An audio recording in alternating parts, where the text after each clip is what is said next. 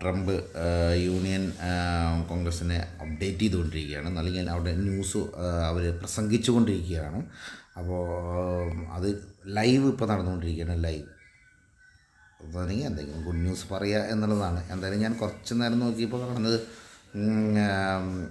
റിയാക്ഷനൊക്കെ രണ്ട് സൈഡിൽ നിന്നും കാണുന്നുണ്ട്. അപ്പോൾ സ്വാഭാവികമായിട്ട് ഒരു ഗുഡ് ന്യൂസ് ആണല്ലോ, എന്തെങ്കിലും പറയുമ്പോൾ ഒരു ഗുഡ് ന്യൂസ് ഉണ്ടാവും എന്നുള്ള പ്രതീക്ഷയിൽ വേൾഡ് മാർക്കറ്റ് ഓൾറെഡി ഇന്നലെ രാത്രി തന്നെ എല്ലാ മാർക്കറ്റും പോസിറ്റീവായിട്ട് വച്ചിരിക്കുന്നു. അത് അവിടുത്തെ ഒരു ന്യൂസിൻ്റെ പുറത്താണ് അവിടെ കയറ്റി വച്ചിരിക്കുന്നത്. അവിടെ കയറ്റി വെച്ചിരിക്കുന്നതുകൊണ്ട് ഇവിടെ നെഗറ്റീവ് ന്യൂസ് അമേരിക്ക എന്നുള്ളതില്ല. പക്ഷേ നമ്മളെ സംബന്ധിച്ച് അത്ര പോസിറ്റീവ് ന്യൂസുകളൊന്നും പ്രത്യേകിച്ച് ഇന്നില്ല. എന്തായാലും ഈ ന്യൂസ് കഴിയുമ്പോൾ, ഈ ന്യൂസ് എന്ന് പറഞ്ഞാൽ ഇപ്പോൾ നടക്കുന്ന ലൈവ് അപ്ഡേറ്റ്സ് അല്ലെങ്കിൽ യൂണിയൻ അഡ്രസ് ചെയ്യുന്ന കഴിയുമ്പോൾ അതിൽ നിന്ന് വരുന്ന ഔട്ട്പുട്ട് മാർക്കറ്റിനെ സ്വാധീനിക്കാം.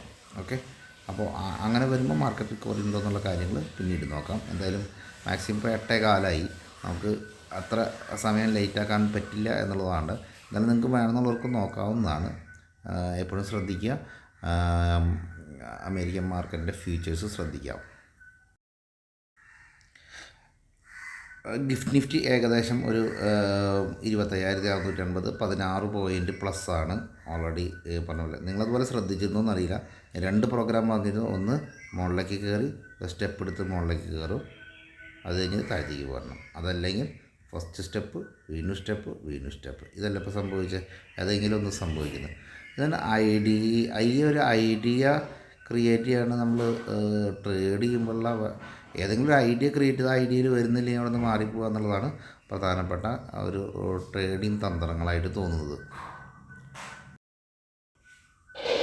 ഗിഫ്റ്റ് നിഫ്റ്റിയുടെ സമ്മറി നമ്മൾ എടുക്കുമ്പോൾ അത് ഗിഫ്റ്റ് നിഫ്റ്റി 50യുടെ ഫ്യൂച്ചറാണ് പറയുന്നത്. ഞാൻ ഇപ്പോൾ ഓൾറെഡി കഴിഞ്ഞ് നിൽക്കുന്ന മാർക്കറ്റിൽ ഉള്ള ഫ്യൂച്ചേഴ്സാണ്. അപ്പോൾ അത് നിങ്ങൾ നോക്കുകയാണെങ്കിൽ അതിൻ്റെ സമ്മറി മുഴുവൻ എടുത്താൽ പ്ലസ്സാണ്, പോസിറ്റീവാണ് കേട്ടോ, ശ്രദ്ധിക്കണം, അത് പോസിറ്റീവാണ്. അപ്പോൾ എന്തായാലും അമേരിക്കൻ പ്രസിഡൻ്റ് ന്യൂസ് കഴിഞ്ഞതിന് ശേഷമായിരിക്കും ഇതിലൊരു മൂവ്മെൻറ്റ് കൂടാൻ പോകുന്നത്. അപ്പോൾ എന്തായാലും മാർക്കറ്റ് ഭയങ്കര ക്രാഷിന് ചാൻസ് ഇത്തിരി കുറവാണ് കേട്ടോ. അമേരിക്കൻ ന്യൂസ് കഴിഞ്ഞ അവരിപ്പോഴും പറയുകയാണ് അമേരിക്കൻ അതെനിക്ക് തോന്നുന്നു ചിലപ്പോൾ 9 മണിയാകുമ്പോൾ കഴിയും. അപ്പോൾ അതിനുള്ളിലുള്ള ന്യൂസ് വളരെ പ്രധാനമാണ്. അതല്ല എന്നുണ്ടെങ്കിൽ മാർക്കറ്റ് പോസിറ്റീവ് ട്രെൻഡ് നിൽക്കുന്നുണ്ട്. അത് മീഡിയൻ ഒരു സൈഡ് വേസ്. ഇതിന് ഞാൻ ഇന്ന് കാണുന്നത് സൈഡ് വേസ് ആണ് കേട്ടോ. സൈഡ് വേസ് മാർക്കറ്റായിരിക്കും. ഞാൻ സൈഡ് വേസ് വേസിൻ്റെ ഏറ്റവും വലിയ കുഴപ്പമെന്ന് പറഞ്ഞാൽ വീണ്ടും തേഴ്സ്ഡേ കട്ടിംഗ് ഡേറ്റ് ആണ്. അപ്പോൾ കട്ടിംഗ് ഡേറ്റിൽ മാർക്കറ്റ് ക്രാഷ് വീണാൽ കൂടുതൽ ശക്തിയായിട്ട് അടിക്കും കേട്ടോ. അപ്പോൾ ഇന്ന് സൈഡ് വേസ് മാർക്കറ്റിന് സാധ്യത കൂടുതലാണ്. വലിയ രണ്ട് സൈഡിലും കിട്ടാത്തൊരവസ്ഥ. അപ്പോൾ നമ്മളിന്ന് ട്രേഡ് ചെയ്യാൻ ഏറ്റവും നല്ലത് ഒരു പുട്ടും അതുപോലെ തന്നെ ഒരു കോളും ഒരുമിച്ച് ട്രേഡ് ചെയ്യുന്നത് നല്ലതായിരിക്കും. പുട്ടും കോളും ഒരുമിച്ച് ട്രേഡ് ചെയ്യുന്നത് നമുക്ക് നല്ലതായിരിക്കും.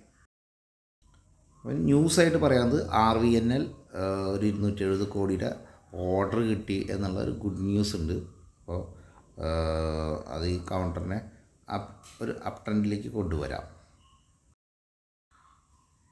അടുത്തൊരു ന്യൂസ് പറയാനുള്ളത് സുസ്ലോണിൽ പുതിയ ഗ്രൂപ്പ് CM ആയിട്ട് അജയ് കപൂർ വന്നിരിക്കുന്നത് സുസ്ലോന്ന്. പക്ഷേ ഇത് ഓൾറെഡി പഴയ എക്സ്പീരിയൻസ് ഉള്ള അംബുജ സിമെൻറ്റിൻ്റെ MD ആയിരുന്നു എന്നുള്ളതാണ് പ്രധാനം.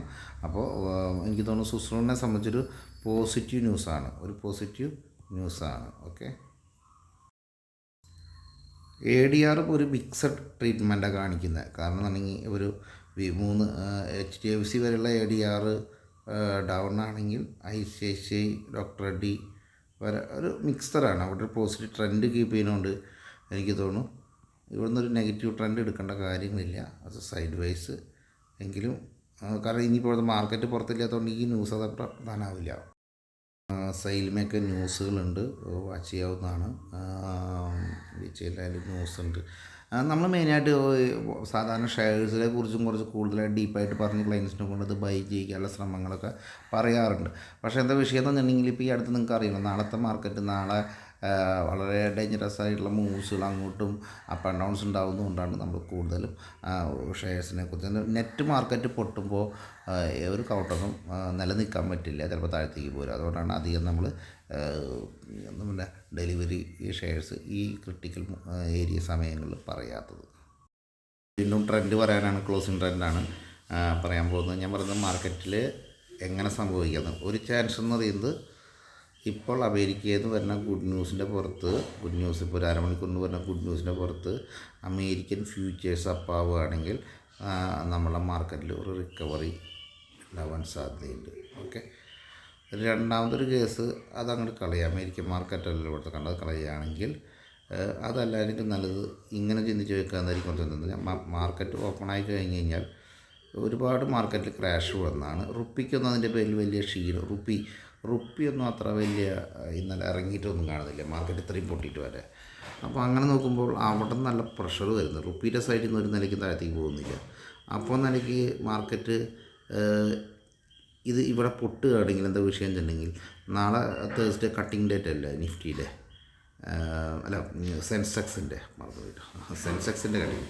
അപ്പോൾ സെൻസെക്സിൻ്റെ എക്സ്പയറി ഡേ. അപ്പോൾ അങ്ങനെ വരുമ്പോൾ സമയത്ത് ഇവിടെ ഇത്രയും വലിയ കർഷണം നടത്തുന്നത് ഇവിടെ ബൗൺസ് ബാക്കിനാണ് പിന്നെയും എനിക്ക് ചാൻസ് കൂടുന്നത്, ബൗൺസ് ബാക്ക് ചാൻസ്. പക്ഷേ എത്രത്തോളം പോകുന്നൊരു പിടിയില്ല, എത്രത്തോളം പോകുന്ന പിടിയില്ല. രണ്ട്, ബൗൺസ് ബാക്ക് ഉണ്ടായിക്കഴിഞ്ഞ് മൂന്നാമതൊരു ദിവസം വരും. ബൗൺസ് ബാക്ക് കാലത്ത് തന്നെ ഉണ്ടെങ്കിൽ തന്നെ കുറച്ച് കഴിയുമ്പോൾ ഒന്ന് അടിക്കും മാർക്കറ്റ്, റിക്കവർ ചെയ്യും. മനസ്സിലായോ?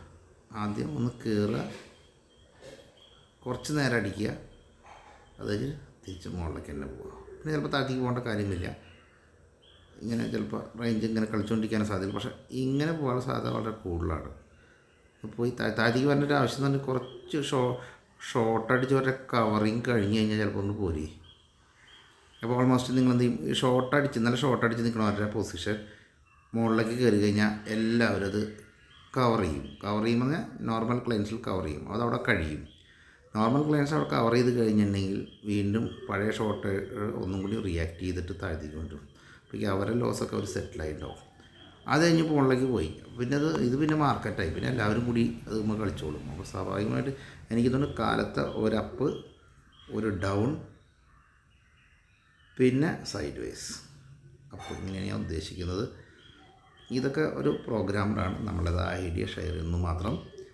നിങ്ങൾക്കും പല ഐഡിയ ഉണ്ടാവും, അത് കേൾക്കുമ്പോൾ ഇതെല്ലാം കൂടി ക്രാഷ് ആവാനുള്ള സാധ്യതയുണ്ട്. അപ്പോൾ ഇതങ്ങോട്ട് അവോയ്ഡ് ചെയ്തോളൂ. നിങ്ങളുടേതായ ഐഡിയ ശരിയാവുന്നുണ്ടോയെന്നും ഈ ഐഡിയ പിന്നീട് ശരിയാവുന്നുണ്ടോയെന്നും ഒന്ന് ചെക്ക് ചെയ്യുക. എന്നിട്ട് ശരിയാവുന്നുണ്ടെങ്കിൽ അതിനനുസരിച്ച് നീങ്ങാം. ഓക്കെ, അപ്പോൾ ഇതൊക്കെയാണ് മാർക്കറ്റിൻ്റെ നട്ടൻ്റെ. അധികം ന്യൂസുകളൊന്നും ഇല്ലാത്തതുകൊണ്ട് തന്നെ ചെറുതായി ചുരുക്കുന്നു. വീണ്ടും പറയുകയാണ്, ഇതൊരു നമുക്ക് ഈ ചാനൽ നമ്മളിങ്ങനെ ഭയങ്കരമായിട്ട് ഭംഗിയിലെടുക്കാനൊന്നും എനിക്ക് നേരമില്ല. ഞാൻ ബേസിക്കലി എൻ്റെ ഐഡിയ വളരെ സ്പീഡിൽ ഷെയർ ചെയ്യുന്നതാണ്. ഓക്കെ, ഓഴ്സ് പോകാൻ തയ്യാറായി.